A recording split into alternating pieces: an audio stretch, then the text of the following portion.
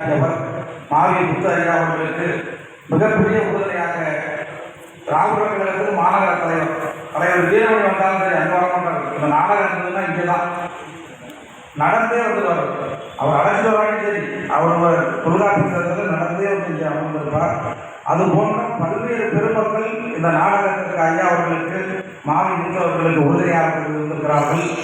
அப்படி யாரையும் மறப்பதில்லை.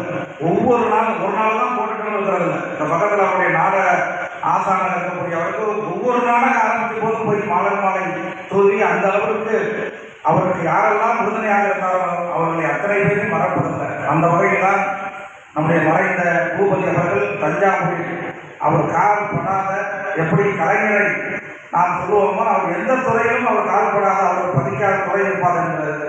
தஞ்சாவூரில் மிகப்பெரிய அமைச்சராக இருந்ததில்லை, நகர்மன்ற தலைவராக கூட இல்லை, துணைத் தலைவராக இருந்தார், எம்எல்ஏ இல்லை, பெரிய அளவில் பொறுப்புள்ள மாவட்ட திமுகவில் இல்லை, ஆனால் துணை செயலாளர் நகர பொறுப்பாளராக இருந்தார், நகர்மன்ற துணைத் தலைவராக இருந்தார்.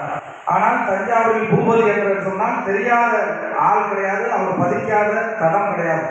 அந்த அளவிற்கு இது போன்ற நம்முடைய ஐயா மாவி முத்து போன்றவர்களுக்கு மிகப்பெரிய துணையாக நீங்கள் நடத்துங்கள் நான் வருகிறேன் என்று அவரோடு அவருக்காக எடுத்துட்டு அவர் அழைத்து கொண்டு போய் இந்த நாடகத்தை இந்த அளவுக்கு நடப்பதற்கு உறுதுணையாக இருந்த அவரையும் அவர் எப்போதும் மறக்காமல் சென்று நினைவு கூறுகிறார். அதோடு மட்டுமல்ல, அவர் மறைவுக்கு பிறகு தந்தை பெரியார் அவர்கள் சொல்லுவார்கள், கணவன் மறைந்தால் அதோடு முடைந்து விடுவார்கள். வீட்டை விட்டு ஒரு வருஷத்துக்கு வெளில வர மாட்டாங்க, அப்புறம் பின்னாடியும் வர மாட்டாங்க, எதிர்த்தாலும் கூட வர மாட்டாங்க.